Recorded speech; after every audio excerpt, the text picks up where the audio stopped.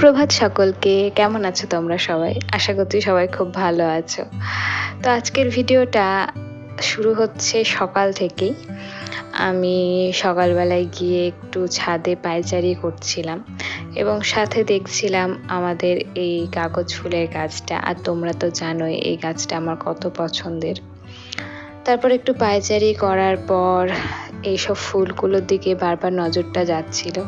আচ্ছা, এই ফুলটার নামটা কি ঠিক না আমার মনে পড়ছে না। তোমরা যদি জানো তাহলে আমাকে অবশ্যই কমেন্টে জানিও। তো আমাদের বাড়িতে এই ফুলটার একটা হলুদ কালার রয়েছে আর একটা গোলাপি কালার। আর ওয়েদারটাও কি সুন্দর করেছিল, খুব একটা রোদ ছিল না, একটু মেঘলা মেঘলাও ছিল, আবার রোদও ছিল। তারপর নিচে নেমে এসে চাটা খাওয়ার পর যে কাজটা করে থাকি সকালে, যে ডিউটি আমার, সেটাই করতে বসলাম।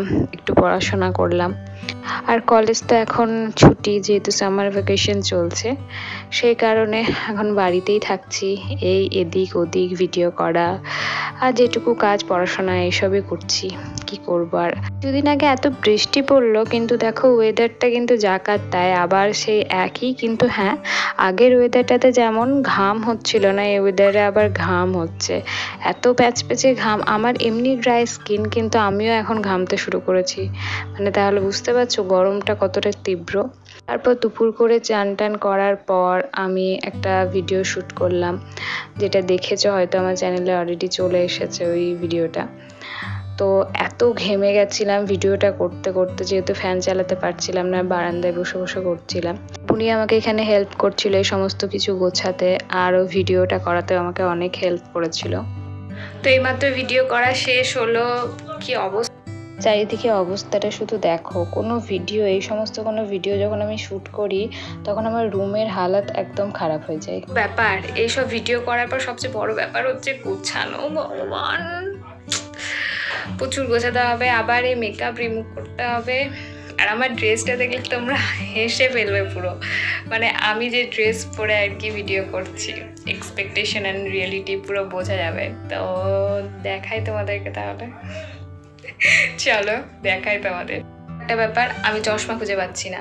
মানে আমি চশমা ছাড়া দেখতেই পাই না, তো আমি লেন্সও পরি না। তো চশমা ছাড়া দেখতে পাচ্ছি না। এবার চশমাটা আমি কোথায় খুলে রেখেছি সেটাও আমি দেখতে পাচ্ছি না। এবার ডাকতে হবে কাউকে যে চশমা খুঁজে দেওয়ার জন্য। এটাই হয় আমার সাথে সব সময়। দেখি চশমাটা কোথায় রেখেছি, দাঁড়াও। তো বুঝতে তো পারছি না কোথায় রেখেছি এখন। এখানটাতেই রাখবো, আর কোথায় বা যাবে।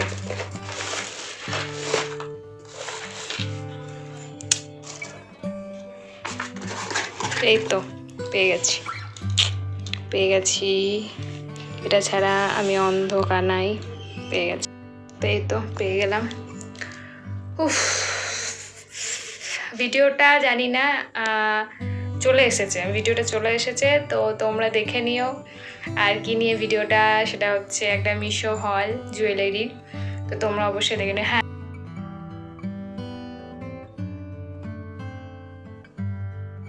তো ভিডিও করার আগে আমি না চান করেছিলাম, কিন্তু ভিডিও করে এত ঘেমে গেছিলাম আর এত অস্বস্তি হচ্ছিল যে আবার চান করলাম। মানে থাকা যাচ্ছিল না, জাস্ট এত অস্বস্তি হচ্ছিল। তো তারপর এই যে এই সমস্ত কিছু পড়ে আছে, এগুলো এবার গোছাতে হবে। এগুলো দুপুরবেলা খেয়ে দিয়ে গোছাতে বসলাম। এগুলো গুছিয়ে সব কিছু পরিপাটি করে আবার রাখতে হবে, না হলে তো রুমটার অবস্থা যা আছে তাই হয়ে যাবে। বিকেলের দিকে আবার ঝড় উঠেছিল, জানো তো। এত সুন্দর হাওয়া দিচ্ছিল, ওয়েদারটা এত ভালো লাগছিল। এত আশা করেছিলাম যে প্রচুর বৃষ্টি হবে, কিন্তু সেই আশায় পুরো জল ঢেলে দিল। ঝড় উঠলো, সবই হলো, কিন্তু একদম যা ঝড় উঠে মেঘটাকে উড়িয়ে নিয়ে চলে গেল, দিয়ে আর বৃষ্টিই হলো না।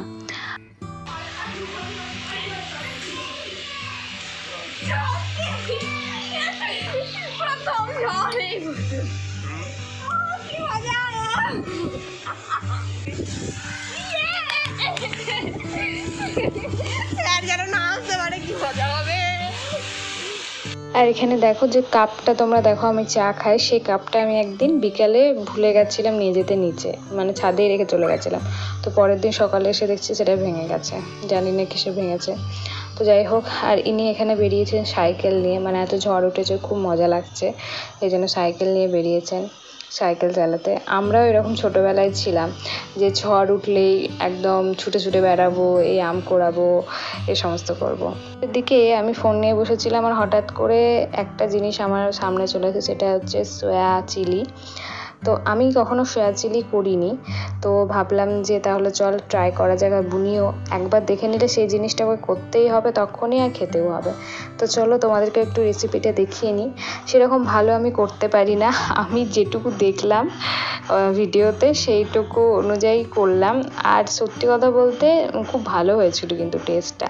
আর আগে না আমি ম্যারিনেট করার সময় কখনো দই দিইনি কোনো কিছুতে। আমি চিলি পনির করেছি কিন্তু তখনও কিন্তু দিইনি, এবারে নাকি এখানে দেখালো। তো বললাম চলো তাহলে করা যাক। তো যেমন দেখা তেমন কাজ, সব কিছু একদম ঝটপট হয়ে গেল। তো বুনি স্যার এসেছিলো, স্যার যাওয়ার পর আর কি রান্নাটা করলাম, কেননা ও আমাকে ভিডিওটা করে দিতে সাহায্য করছিল, নাহলে তো হবে না। ভিডিওটা এক হাতে তো আর রান্না, এক হাতে ভিডিও করা তো যাবে না, মানে পারবো না করতে। তো যাই হোক, আর এখানে আমি বলছি যে চিলি পনির বানাচ্ছি চিলি সয়া, কিন্তু বললাম চিলি পনির। তো যাই হোক, তো বেশ ভালোই লাগছিল। রান্না বান্না সেরকম বাড়িতে করা হয় না, কিন্তু এখন মাঝে মধ্যেই একটু আধটু টুকিটাকি বুনির জন্য করতে হয়। কেমন হয়েছে? এমনি খেলা হয় ভালোই হয়েছে। এমনি খেয়ে নিবি নাকি তুই? হ্যাঁ, এমনি ভালো লাগছে খেতে। সয়াগুলোকে সব ভেজে নেওয়া হলো। তো তারপর যে প্রসেসটা থাকে নর্মালি চিলি চিকেন বা চিলি পনিরের যে প্রসেসটা, সেই একই। তো বাড়িতে ক্যাপসিকাম ছিল না, বুনিকে বললাম যে ক্যাপসিকামটা আনিয়ে নিই, তারপরের দিন করব। ওর পেট পালতে পারে না, ও মানে ওর পেট মানে না, যে জিনিসটা ও দেখবে সেই জিনিসটা তখনই করতে হবে, তখনই খেতে হবে। তো যাই হোক, এখানে আমাদের একটা সসের প্যাকেট শেষ হয়ে গেছিলো, তো ওটার মধ্যে আমি আবার জল ভরে পুরো একদম, কেন ভাই দাম দিয়ে কিনেছি, পুরোটাই নেবো, একদম সে নিংড়ে নেওয়ার মতো ব্যাপার হয়ে গেছিলো। পুরোটাই আর কি জল টল ভরে একদম ঝাঁকিয়ে ইয়ে করেছিলাম। তো তারপর এই যে দিয়ে দিলাম এটা, যেটা আর কি সস টস দিয়ে যে জিনিসটা করি আর কি, ওটা দিয়ে দিলাম। তো তারপর সয়াগুলোকে দিয়ে কিছুক্ষণের জন্য ফুটিয়ে নিলাম। তো এই তো আমাদের চিলি সয়া রেডি হয়ে গেছে। আর আজকের ভিডিওটা এই পর্যন্তই, দেখা হচ্ছে পরের ভিডিওতে, টাটা।